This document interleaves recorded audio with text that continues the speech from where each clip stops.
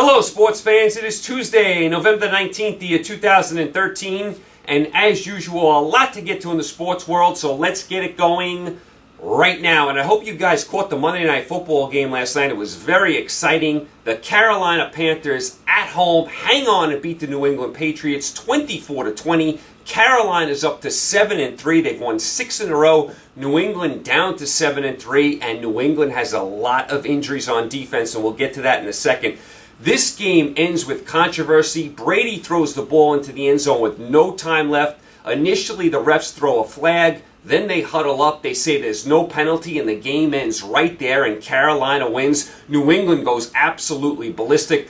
I personally thought it was a good no call. I didn't think there was any way that pass was going to be completed. Brady kind of threw the ball in the front of the end zone. The receiver was in the back of the end zone. I personally thought it was a good no call. And they also had the ex-ref up in the Monday Night Football booth. He also said it was a good no call. Now, John Gruden went the other way. He was going crazy. He said it definitely should have been a penalty. The one thing about Gruden is he's very inconsistent. And I love Gruden. I think he's a good announcer. I loved him as a coach. He's always screaming at the officials for throwing too many flags. Then when they don't throw a flag, he's upset. So he's very inconsistent, Gruden, with the officials. I personally thought it was a good no call. Carolina hangs on and gets the win. Carolina is on absolute fire right now. They are only one game behind New Orleans. They are nipping at New Orleans' heels for that division, so keep an eye on that race. Carolina's defense is very good, although New England moved the ball pretty much at will last night. But Carolina's defense overall very good, and they're starting to do some things on offense, Carolina. Cam Newton is playing a lot better. They're getting some compliments to Steve Smith at the receiver position. They got the tight end. They got the running backs, although Cam Newton always seems to lead the team in rushing. They're starting to put together some things on offense, which makes them a more balanced team. And they have the defense. So Carolina is starting to really put some things together. Do I think they're a Super Bowl team? No. They're probably a little below that. But they're starting to really put some things together, playing really good football. Now, New England. New England's offense is very good. They moved the ball up and down the field last night. They have no problems there. Their defense is being ravaged by injuries. They already have 2 guys on the defensive line out for the year. Mayo, their linebacker, is out for the year. And now all their cornerbacks are hurt. Every one of their cornerbacks got hurt last night. On that last drive Carolina had, New England had all their backup corners in the game. I mean, even Talib went out. Talib, who I think is a very good corner, although Steve Smith got the better of him last night. Talib even went out of the game, so New England was playing with all their backup cornerbacks. I don't care what kind of genius you are. We all love Belichick, and he's great at plugging people in. I mean, you cannot cover up all these injuries, and New England is being ravaged by injuries on the defensive side of the ball, and now Denver comes a-calling this week. Bad recipe for New England. I know Welker may not play for Denver. He's got a concussion. Interesting to see if Welker does play, what kind of reception he gets up there in New England. But that's if he plays. We don't know right now. He's got a concussion. But Denver coming into New England with New England all banged up on defense. New England in a lot of trouble right now. I mean, I still think they're going to make the playoffs, but once they get there, if they don't get this defense situated, they're going to be out in a hurry. So New England, all kinds of problems on defense. I thought overall there was some really good games in the NFL this week. I thought last night's game was good. I thought the Baltimore-Chicago game was very good. New Orleans-San Francisco, a lot of drama in these games, a lot of questionable calls. I thought it was a good week in the NFL. So that was the game last night. Carolina gets the win.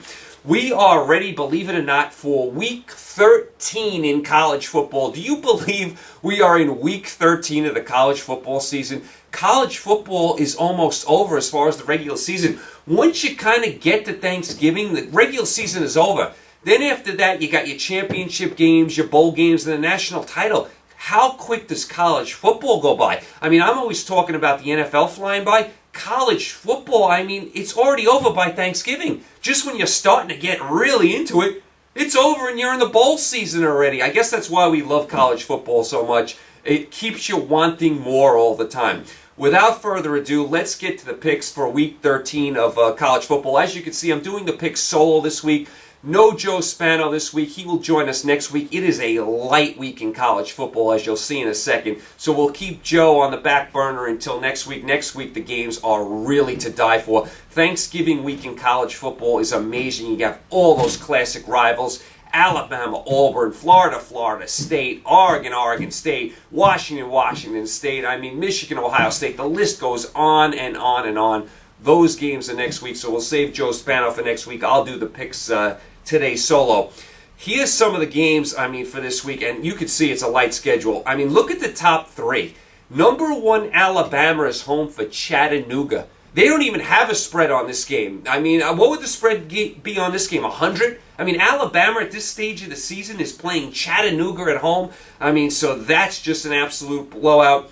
Number 2, Florida State is at home, 56 points favorite against Idaho. Are you kidding me? Idaho is going into Tallahassee, and you know what? I think Florida State's going to cover the 56. I think they're going to win this game 70-0. What in the world is Idaho doing going to Tallahassee? I mean, we know it's all about money and getting a payout, but come on, Idaho? So that's the number 1 and 2 teams. Look at the number 3 team. Ohio State at home, minus 34 against Indiana. Indiana's 4-6 and gives them 100 points every week.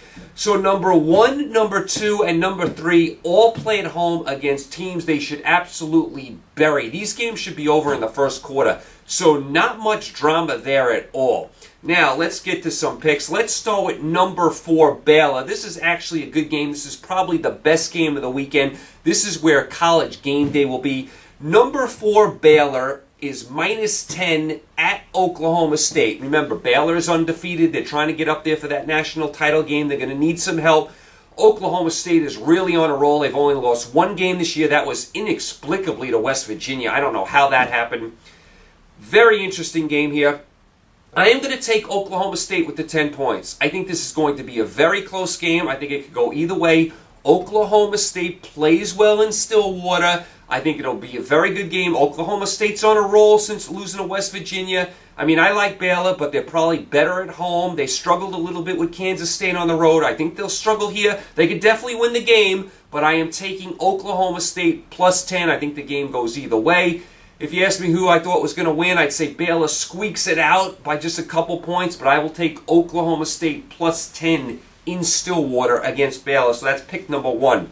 Pick number 2, number 8, Missouri is minus 3 at Ole Miss. Remember, Missouri's only loss was to South Carolina. Missouri's still alive for that SEC championship game. Looks like they'll get their starting quarterback back this week as well.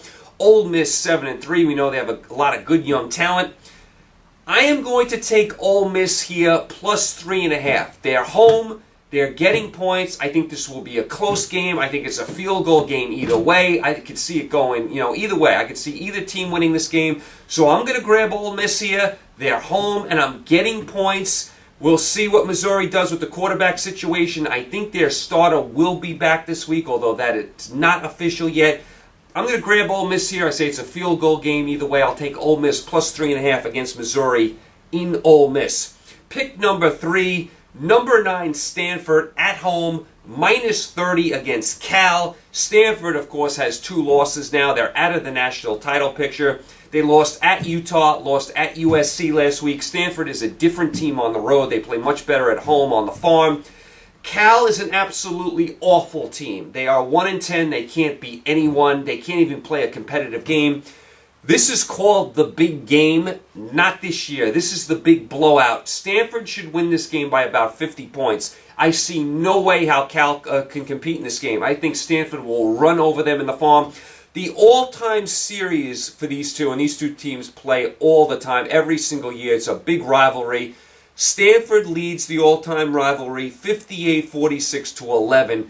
But I think this year it's going to be an absolute blowout. I think Stanford just lays the wood on Cal up at the farm. I see Stanford winning this game 56-10, something like that. Stanford rolls over Cal. So that's pick number 3.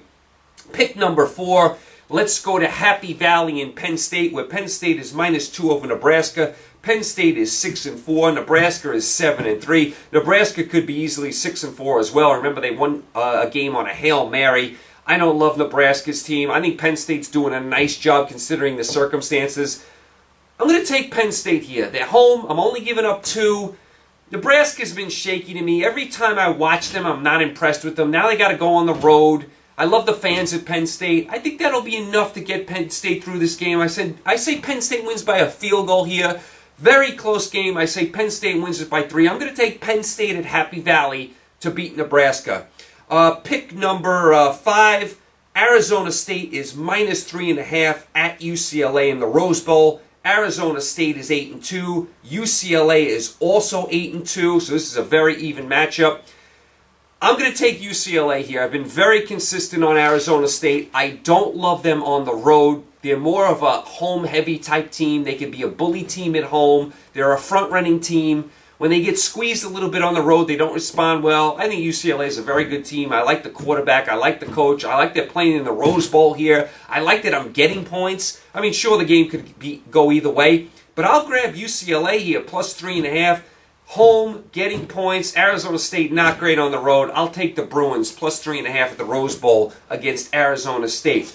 Pick number 6, we go to South Bend, Indiana, with the Notre Dame Fighting Irish. I'll pick them with BYU. Both teams at 7-3.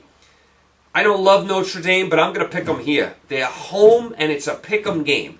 I mean, BYU's okay. They're a nice team. They're a decent team. But now you're going into Notre Dame with all those ghosts and all that history.